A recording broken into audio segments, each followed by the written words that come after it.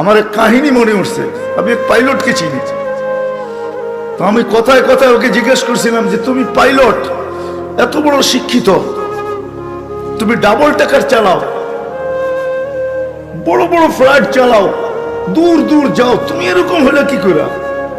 আমাকে বলতেছে মৌলানা मैंने अल्लाह को करीब से देख के हुआ, আমি আল্লাহকে কাছের থেকে দেখা তারপরে এরকম হয়েছে।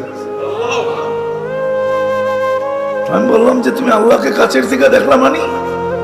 আমি ফ্লাই করে যেতেছিলাম হেথ্রো এয়ারপোর্টে লন্ডনে। যখন আমি ইংল্যান্ডের সীমানায় ঢুকে গেছি, হেথ্রোতে আমি ল্যান্ডিং করব, সীমানায় যখন ঢুকে গেছি, তো আমি বটনে পুশ করে চেকিং করে, এর আগে চেক করে যে সবকিছু ওকে আছে কিনা। তো আমি বটন চেক করতে যাই, দেখি আমার চাক্কা নামবে না, কিন্তু আমার কাছে ফুয়েলও নেই যে আমি ফেরত যাব, কারণ আমি 9 ঘন্টা ফ্লাই করে আসছি, 18 ঘন্টার ফুয়েল আমার কাছে নাই। আমাকে হয়তো ক্র্যাশ করাইতে হবে, নাইলে নামতে হবে যে কোনো ভাবে। বলে আমি হেথ্রো টাওয়ারের সাথে যোগাযোগ করছি যে আমার এই অবস্থা, কি করবে করো, আমার কাছে ফুয়েল নেই, আমাকে হয়তো ক্র্যাশ হইতে হবে, নাহলে কোনো ব্যবস্থা হইতে হবে যে আমি ল্যান্ড করতে পারি। হেথ্রো এয়ারপোর্টের ভিতরে কিয়ামত হয়ে গেছে, কিয়ামত, যে এই জাহাজকে ল্যান্ড করাবে তো করাবে কি করে? তারপরেও একটা সিস্টেম থাকে, ঠিক না? কিন্তু বলে ওই সময় যখন আমি ল্যান্ড করতেছি প্রসেসিং এর মাধ্যমে, তখন আমার হঠাৎ মনে উঠছে আমি না মুসলমান। তখন আমার মনে উঠছে আমার আল্লাহ না সব পারে। বলে আমি চিৎকার দিছি ককপিটের ভিতরে, আমার আল্লাহ সব পারে বলে বটনে চাপ দিছি, গড়গড়ে আমার চাক্কা নেমে গেছে। আমি স্বাভাবিকভাবে ল্যান্ডিং করছি, এর আগের কিয়ামতের চেয়ে বড় কিয়ামত হয়ে গেছে। পুরা এয়ারপোর্ট ছুটে আসছে, তুমি আমাদেরকে এই ধোকা দিলে, তো দিলে কেন? তোমার জন্য হেথ্রো এয়ারপোর্টের মতো হাজারো ফ্লাইটকে আমরা বাতিল করছি, ডাইনে বামে পাঠায়া দিছি যে অঘটন থেকে বাঁচার জন্য। তুমি তো স্বাভাবিকভাবে ল্যান্ডিং করলে। আমি বললাম যে চেক করো, তারপরে কথা বলো। তো ওরা যখন চেক করছে, চেক করার পরে দেখছে এই চাক্কা নামলো কইরা, তোর সব সিস্টেম তো ফেল, এটা কি করে নামলো? বলে আমি দ্বিতীয়বার দরজার ভিতরে দাঁড়ায় চিৎকার দিছি আমার রব সব পারে। তখন আমি এয়ারলাইন্সের মালিককে, এয়ারলাইন্স চালাদেরকে চাবি বুঝাইয়া দিছি, লও তোমাদের চাবি, 4 মাস পরে চাবি আমি হাতে নিব, যদি দেও, এর আগে নিব না। আমি এইখান থেকে চললাম, কেন আমি মালিককে কাছের থেকে দেখে ফেলছি। সত্য এটাই, আমি আপনাদেরকে এই সন্ধানে দিতেছি, সত্য এটাই। এই জন্য আমিও দেখা বলতেছি যে এই দেশের মাটির সাথে, মানুষের সাথে আল্লাহর ভালোবাসা আছে। কেন এই দেশে একটা পরিবেশ আছে যেটা দ্বারা মানুষ হবে।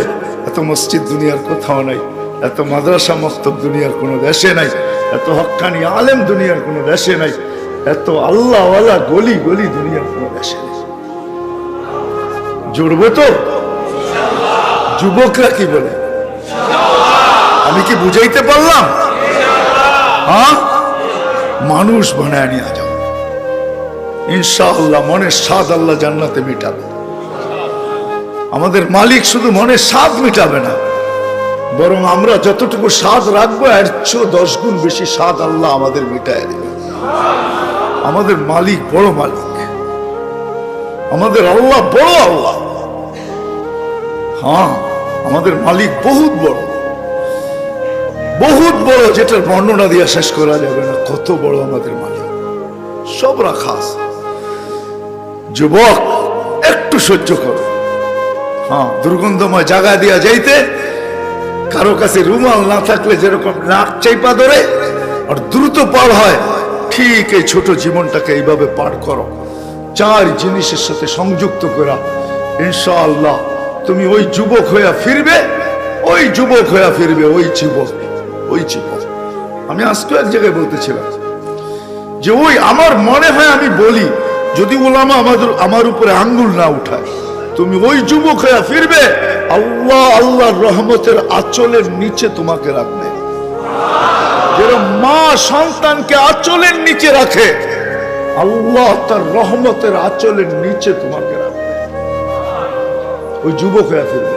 করবো তো পাক্কা? সবাই কি করব? মসজিদে সময় দিব, দিনী মাদারেসের সাথে নিজের সম্পর্ক জুড়ব, হক্কানি আলেমদের সাথে সম্পর্ক জুড়ব, হক্কানি আল্লাহ ওয়ালাদের সাথে নিজেদের সম্পর্ক কি জড়ব, নিজেদেরকে বাঁধবো, চার জায়গার সাথে বাইদা রাখবো। যত বেশি দিতে পারি তত উপকৃত হব, তত তাড়াতাড়ি হবে। কিছু মেশিন আছে, কিছু সিস্টেম আছে, হ্যাঁ কিছু সিস্টেম আছে তাড়াতাড়ি হয়, কিছু সিস্টেম আছে স্লোলি হয়, ঠিক না? আস্তে আস্তে হয়, সময় লাগে। আবার কিছু আছে কি খুব দ্রুত হয়। ইনশাআল্লাহ যত বেশি সময় দিব তত বেশি আল্লাহ আমাকে মানুষের মতো, মানুষ তত দ্রুত গতিতে বাড়াবে। আল্লাহ আমাদের সবাইকে আমল করার তৌফিক দান করুন। ওমা আলাইনা ইল্লাল বালাগ।